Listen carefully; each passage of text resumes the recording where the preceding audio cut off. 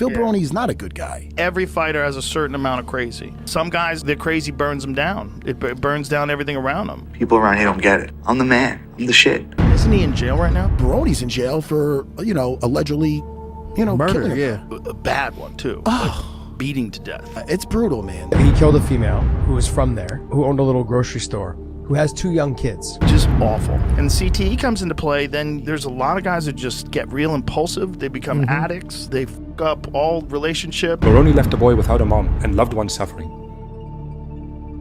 If you enjoy diving into the untold stories behind MMA's most notorious fighters, make sure to hit that like button and subscribe. Now let's step into the chaotic world of Phil Baroni. Born on April 16, 1976 in Massapequa, Long Island, New York, Phil Baroni grew up in a stable household but quickly earned a reputation for street fights and toughness. And Phil, as a young guy, was a tough, scrappy kid. Ever since I was a little kid, I always wanted to be the fighting champion, whether it was boxing or pro wrestling or whatever. That was just what I always wanted to do.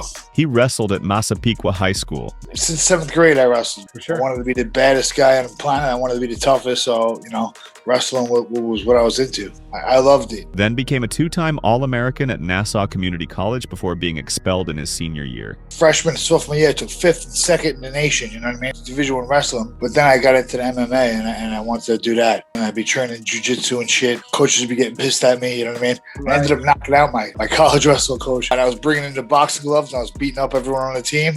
So one day he was in there in the wrestling room and I put on the gloves and I knocked his ass out. Wow. I brought in the big gloves and I had to transfer. Baroni briefly attended Hofstra University, then secured a scholarship to Central Michigan University, where he double majored in biology and psychology. I used to have a job where I used to move money, collect. It was a little setup, and I got jumped. They tried to get the money, this and that, and I wouldn't give it up. I got cut in the back of the head, fought my way out of it and ran. I got stabbed in the shoulder too. But I survived and moved to Michigan. Kind of how I transferred at Hofstra. Went to Michigan to wrestle. Phil Baroni got nicknamed the Badass of New York. If you don't know who Phil was, he was raised since he's a kid up the block from me. His father was involved with me. At about 16 years old, for the people that don't know, he lived with me. Phil got involved in some criminal activity with me, the organization, the Gambino family. So when people call him and say he's the badass or what, well, he's the badass for a lot of things. He got involved in scores with me, he got involved in robberies with me as a young man.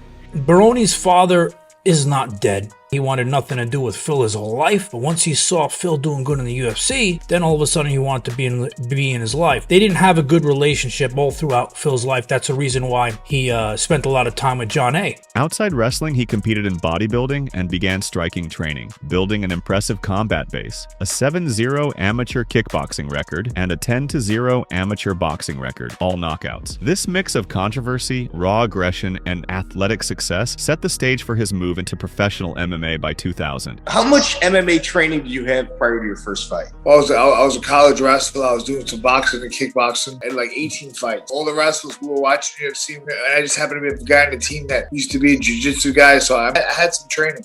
I signed up for a fight, and then I joined the gym. 8 weeks later, I was fighting. Baroni made his professional MMA debut on August 5th, 2000, blasting through John Hayes with a 35-second TKO. So you took 7 months off after your first fight from mixed martial arts.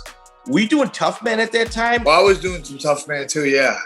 Phil Baroni is going to Central Michigan on a full wrestling scholarship. Phil does this Tough Man competition, and this guy, Ole Thorson, is the guy across the ring from him. Ole ran from him the entire bout. I knocked him down because he was running around and doing all that shit the whole time. He was looking up, I hit him with a fucking uppercut when he was on the ground. The wrestler, a bigger guy. Oh, he's down on his back and he gets punched. What is that? Man, they didn't like that shit. Jackson punch right there. All right. Oh, knee to the head. This isn't ultimate fighting here, dude. Keep the knees down. There's rules in Tough Man. So was it a disqualification? Disqualification. And then after they raise Ole's hand, Phil goes berserk. Fighting out of the yellow corner.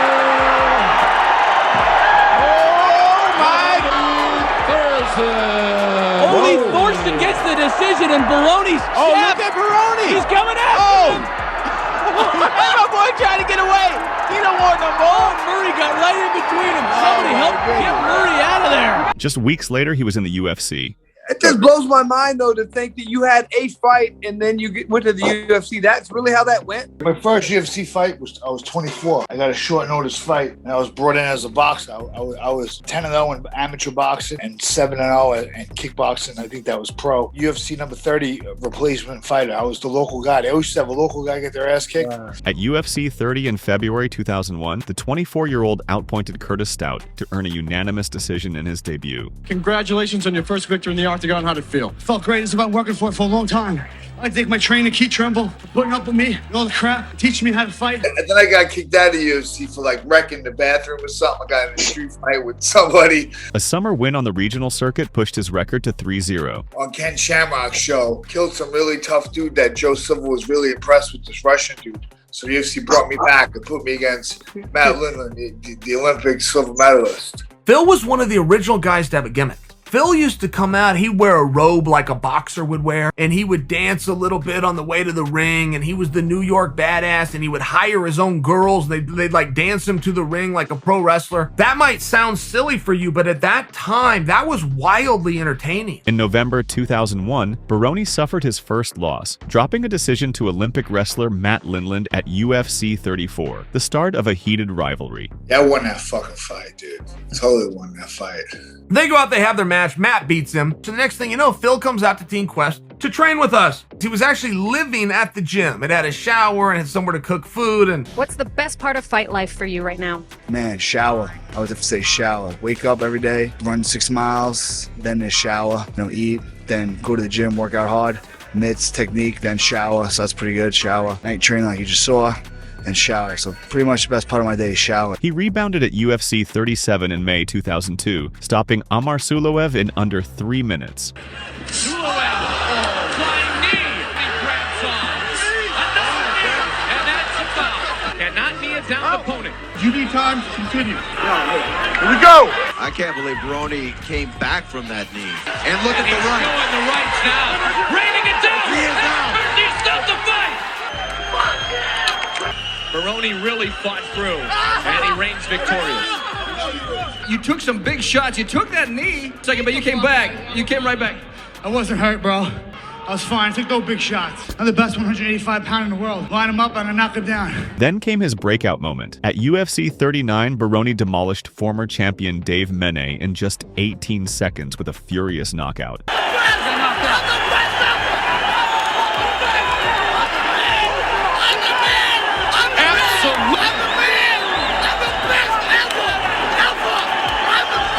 Saw some hand speed tonight.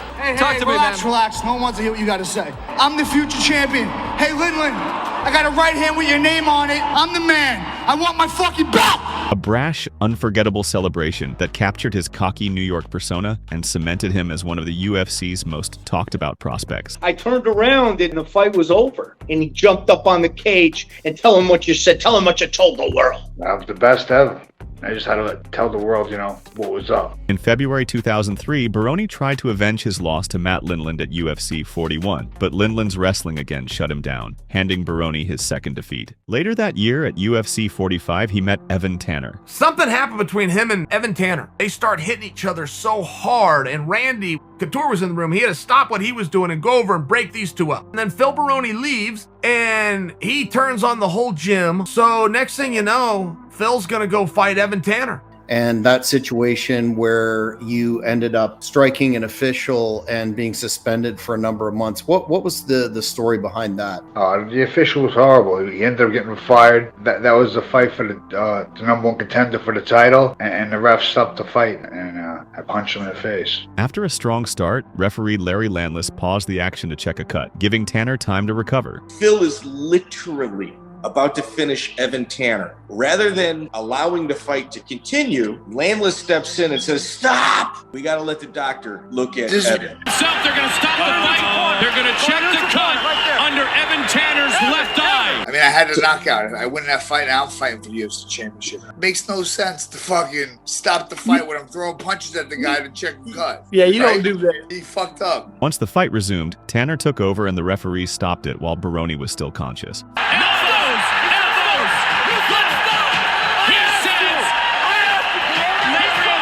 Furious, Baroni struck the referee, a serious breach that earned him a 4-month suspension and damaged his reputation, casting him as an aggressive hothead in the eyes of fans. Phil goes like full on. Well, I tried to get up as fast as I could, and he was trying to hold me down. So when he put his knee in my belly, I was like, get the fuck off me. He was trying to like pin me down to like make it look like he didn't stop the fight fucked up. So that's when I started trying to punch him in the face. It looks like Phil thought he was saying, "Are you okay?" And Phil said, "Yeah." When Larry was asking, "Do you want out?" You got suspended for 4 months. They wanted to suspend me for a year, but I hired a lawyer and I spent my whole purse. Yeah, for nothing, you know what I mean? Just a bunch of bullshit, man. Dana White goes in there and he just, calm the fuck down, Phil. Calm down. What Phil thought he was saying was, No, stop asking me. Fucking relax, Phil.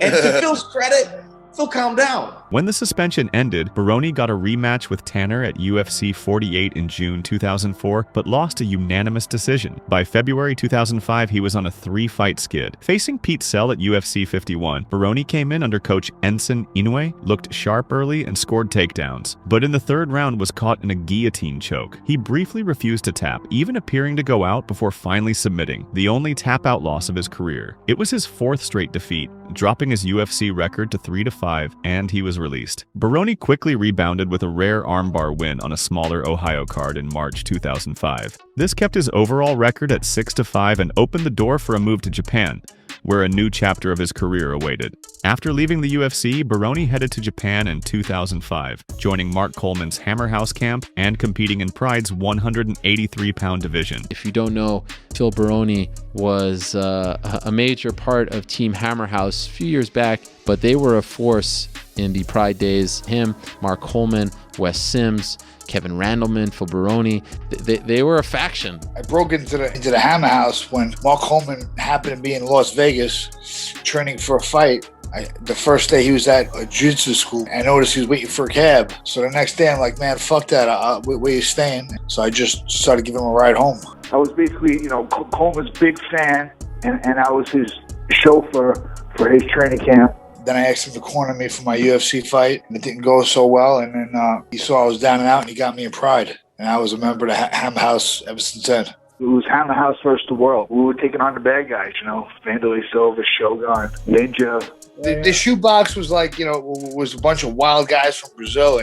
And in Japan, they were doing whatever the fuck they wanted. They're running around and kicking people's asses and causing havoc. It was really like the Wild Wild West of Pride. He made an immediate impact, finishing Ikuhisa Manoa with stomps at Bushido 7, knocking out Ryo Chonin in just 140 at Bushido 8, and starching Yuki Kondo in only 25 seconds the following year. These brutal KOs quickly made him a foreign fan favorite. Baroni's rivalry with Manoa continued in the 2005 Pride Welterweight Grand Prix, where Manoa edged him out by unanimous decision to eliminate him from the tournament. Still, Baroni remained a staple in Pride, and at Pride 32, the promotion's first US event, he surprised everyone by submitting Yosuke Nishijima with a Kimura. Later, he admitted he had learned the move from watching TV just days earlier. The unlikely submission, along with his knockouts, helped Baroni rebuild his career and confidence during his Pride run. With Pride shutting down in 2007 after its sale to the UFC's parent company, Baroni suddenly found himself without a home promotion. Like after Pride, unfortunately, Strikeforce bought my fucking contract. Really? So all the other guys got to go to the UFC, and I was stuck in fucking Strikeforce, where I really didn't want to be. I wanted to be in the UFC. You know what I mean? I lived in Las Vegas. I think you mentored John Copenhagen, right? Yeah, War Machine,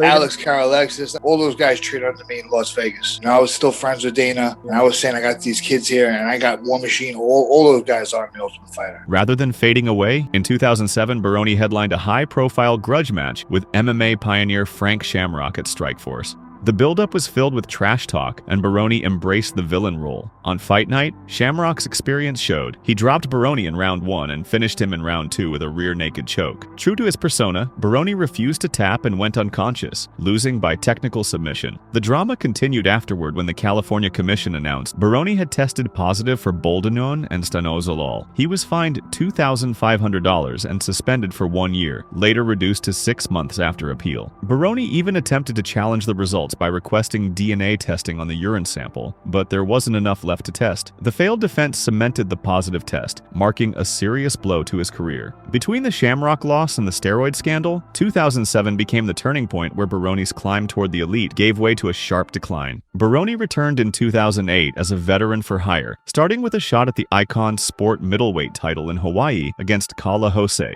He looked sharp early, but his gas tank betrayed him again, and Jose overwhelmed him in the 5th round for a TKO. It was like you were a hot free agent, right? Yeah, I was making $40,000 to $60,000 bouncing around. 2 months later, Baroni made history fighting Joey Villaseñor on the first MMA card broadcast on U.S. network television, Elite XC. Dropping to 170 pounds, Baroni was stopped just 71 seconds into the fight, raising new doubts about his durability. Everybody else was doing supplements, and I was trying to get my wife pregnant for 10 years, so that's why I was fighting at 170. 185 was my weight, you know? Refusing to fade, Baroni jumped to the UK's Cage Rage. After nearly submitting Scott Jansen with an armbar, he landed a thunderous right hand that knocked Jansen out cold. Chaos followed when Jansen's brother stormed the cage and headbutted Baroni, sparking a brief melee. Wow.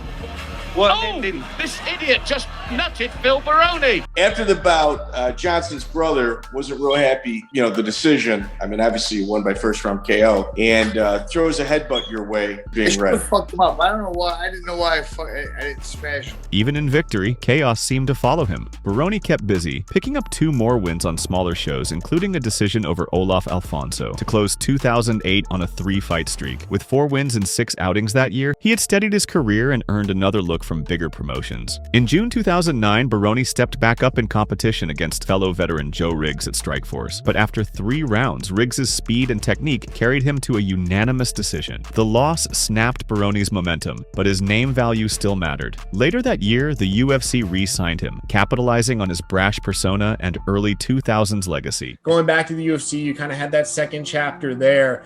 But that was bullshit. That was fucking bullshit. Right? Joseph could suck my dick. At UFC 106, Baroni faced Amir Sadola. Amir is fighting at 205 pounds, fights Chuck Liddell, and he comes down a weight class, and his first fight is Phil Baroni. I was supposed to get my ass kicked that time. Oh, for sure! Yeah, you were being brought in to win. Charging forward with his trademark aggression but being picked apart over 3 rounds by Sadola's kicks and knees, the unanimous decision loss left him 0-1 in his UFC return. Determined to improve, Baroni spent 2 months at Tiger Muay Thai in Phuket, sharpening his striking and conditioning, and moved back up to middleweight. A scheduled fight with John Salter in 2010 fell through due to injury, leaving his final UFC bout to come at UFC 125 on January 1st, 2011. Against young prospect Brad Tavares, Baroni dropped him early with a left hook, but was stopped later in the round by a head kick and flurry. Admitting afterward that he expected to be cut, Baroni was released. I'm pretty disappointed. I'm pretty upset. 34 years old, you don't want to go back to the minor leagues, but I mean, what am I going to do? Why are you sure that you're going to get released? It's just the way they do things, I mean, it's business, Closing his second UFC run with a record of 3-7 overall. This marked the end of his time at the sport's elite level and pushed him toward the journeyman phase of his career. So were you officially released from the UFC? Yeah, I spoke to Joe Silva, gave me a nice pep talk, and basically gave me walking papers and sent me away, but, that's the business. Where I'm going now is back to the journeyman circuit. How do they tell you that you're cut? When does that conversation take place? Dana called me in to his office. I went to his office and he told me, yeah, I should retire. I was like, yeah, right, motherfucker. What else am I going to do? He really told you to retire? Yeah.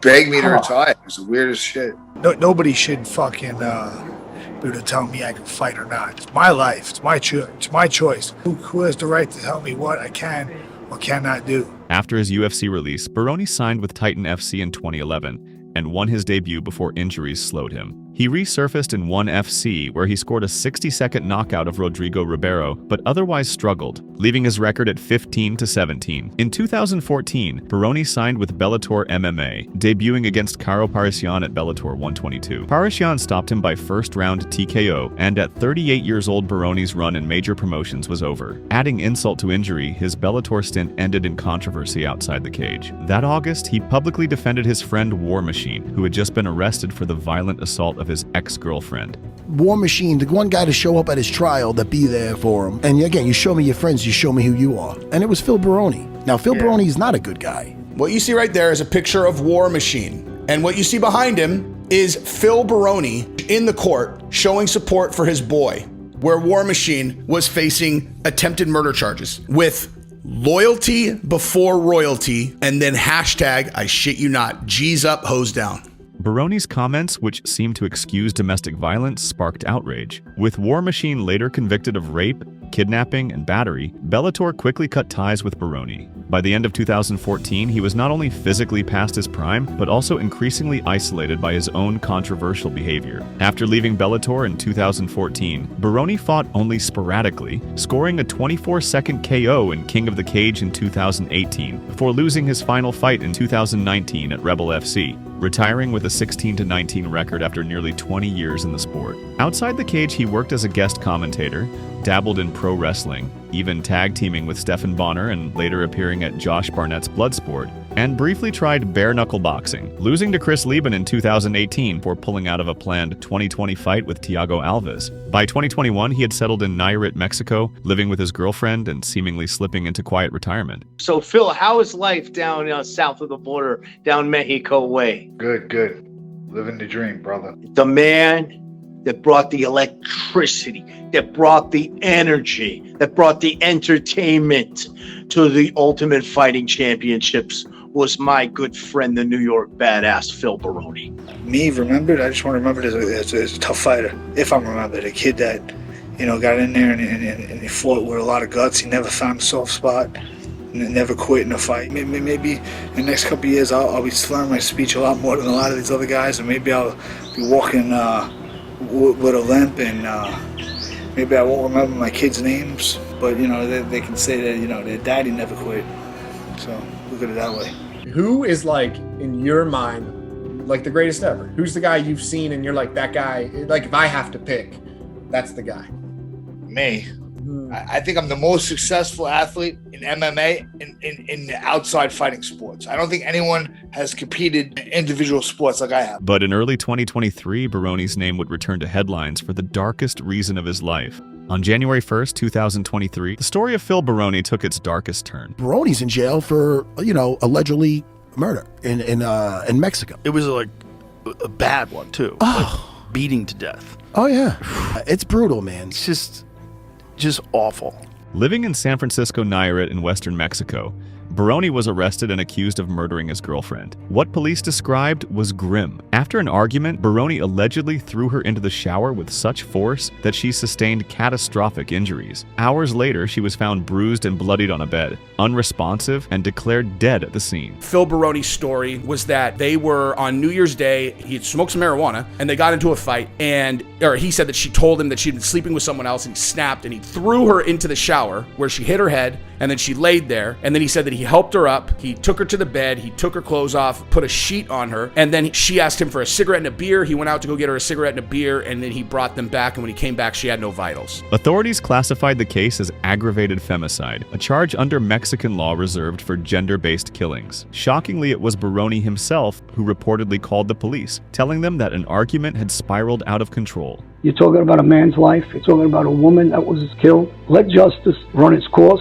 And then the first thing that jumped out to me is, if you're going to kill somebody, you either leave that scene and take off on a hop because you panic, or you don't panic and you clean up that scene. Phil Baroni did none of that. Phil Baroni left the room, went to a store to buy beer. He comes back to the room, and somebody else came in that room and murdered this girl. But investigators found evidence that painted a darker picture. A forensic examination revealed that Baroni's girlfriend had at least 37 distinct injuries consistent with a sustained beating. The details from the crime scene come out, and some pictures as well of his hands as an example. And what the police say is that there was clear signs of her having been beaten. Bottom line is, his story's bullshit. He beat this girl to death. They should lock him in a fucking box forever, dude. The sheer scale of trauma left little doubt for prosecutors that this was not an accident. There was an article that said that the police talked to her sister. Her sister said that she had gone and told her many times, what Phil was doing to her, and showed her the bruises and showed her the injuries. And on January 9th, 2023, a judge formally charged the 46-year-old Baroni with aggravated femicide. He killed a female who was from there, who owned a little grocery store, who has 2 young kids. And from what the police officer was saying, that automatically will probably get him really, really injured, if not killed. He was transferred to Venustiano Carranza State Prison in Tepic, where he has remained ever since, awaiting trial. I talked to an attorney yesterday, and they said that he's missing some teeth since he got to jail. And I figured it was the inmates, and she's like, no, it was the officers that did it. I'm hoping that Phil Baroni's humbled in there, but he deserves a day in court, and whatever happens to him, that's what he deserves. You know who the biggest enemy for the Italian mob is? The Mexican cartel. If you don't think they're going to find out he murdered a Mexican lady, was in the Italian mob, I don't think he's going to live that long. The potential consequences are staggering. Under Nairit's penal code, aggravated femicide carries a sentence of 30 to 50 years in prison, and some reports suggest that, depending on the circumstances, the penalty could stretch to 75 years. Phil was moved into a halfway house that's run by the cartel. And it's a costly ordeal when the extortion starts. The cartels run the police. They run the halfway houses, they run the prisons, and we were able to get Phil into a safe place, halfway house type situation. In that halfway house, Phil can do a lot of things. He can work out, he can train people, he can bring sharmutas in. Phil loves to smash the ladies. That's no secret. Drugs, alcohol. Like I said, you paid the cartel hundreds of thousands of dollars. You can do and get away with a lot of things. What happens to a lot of Americans is once they can no longer extort you, they send you there to die. Now, Phil's family insists that Phil is innocent. For Baroni, who will be 50 in 2026, a conviction would almost certainly mean spending the rest of his life behind bars. He's not a killer. He was never a killer. The reaction across the MMA world was one of disbelief and sadness. I've known him for a long, long time. He's always been a little off, a little high strung, very temperamental, yes, very. Baroni had long been known for his impulsive streak and brushes with controversy, but few could have imagined such a violent endgame. Well, it turns out he went to Mexico with his girlfriend from New York, beat her up. She went back, pressed charges on him, and now he's wanted in New York. But then he stayed there and he killed Paula. His past now seemed like foreshadowing. The hot-headed fighter who once struck a referee in the UFC, who failed a steroid test in Strikeforce, who defended his friend War Machine after that fighter's brutal assault on a partner, now stood accused of an even graver crime himself. For many, it was a chilling realization of how the lines between persona and reality can blur. As of 2025, Baroni remains behind bars in Tepic. Reports suggest he has proclaimed his innocence through his lawyer, framing the tragedy as a fight gone wrong. But the evidence compiled by Mexican prosecutors appears damning. Delays in the court system have stretched out proceedings, yet authorities seem confident in securing a conviction. In the meantime, Baroni's once vibrant combat sports legacy has been completely overshadowed by the brutality of the charges against him. It is a tragic and cautionary final chapter. The same fighter who once leapt onto the cage screaming, after an 18-second knockout now sits in a prison cell, facing decades of confinement. For fans and fighters alike, the fall of Phil Baroni is both a reminder of his explosive highs in the cage. He took hits like no one else had because he didn't care about getting hit in the head. You take his criminal history as a kid, and you take alcohol, drugs, and it's not an excuse for what he did, but you just start to think like this is what made him do it. And a stark lesson in how violence outside of it can consume a life entirely. Everyone that I could possibly reach, I talked to them. But the one thing they all said about Phil is over the years of his life, they saw the changes in him mentally. Said the same thing. He would stutter his words. He would be slower when he would speak. He couldn't put together sentences properly. Everyone said the same thing. Today, instead of the bright lights of Madison Square Garden or Saitama Super Arena, Baroni sits confined in a Mexican prison cell, awaiting trial. In the end, he will be remembered both as a thrilling brawler who once screamed, "I'm the best ever" to the world, and as a man whose violent choices outside the cage destroyed everything he built. This is a friend of Baroni, and Baroni reached out to him asking him, this has happened in August. He asked him for money because he wanted to go to the hospital, a special hospital, to get his head examined. He knew he had an issue and he was reaching out to people for help. So he obviously knew he had CTE. I can't help but think of how bad his case of CTE must have been. You know, you can have too much bravado. You can have too much crazy, and then it'll ruin your life. Yeah. But some guys, they just can't. The crazy burns them down. It burns down everything around them. And then, you know, you got the CTE. When Baroni left the UFC when he was 32 years old, Dana White saw the signs, and he said, you know what? You need to retire now. He fought 10, 12 years after Dana originally said for him to quit because he saw the signs in him. And CTE comes into play, then there's a lot of guys that just get real impulsive. They become addicts. They fuck up all relationships. They can't keep their shit together. They're either crying or they're angry. There's some guys that are just bad eggs. Like there are guys that are bad eggs, but there are guys for sure that are bad eggs that then get CTE. He is trying to beat the case with the CTE and that he can't remember or is crazy. But that doesn't work in Mexico. Baroni left a boy without a mom and loved ones suffering. I heard her family did know she was being battered and abused by Baroni. I think she was too afraid to leave Baroni. Maybe he threatened her. When I spoke to the lawyer, he told me there is no way Baroni beats the case. This guy is dangerous. He should not be left free. I hope justice gets served.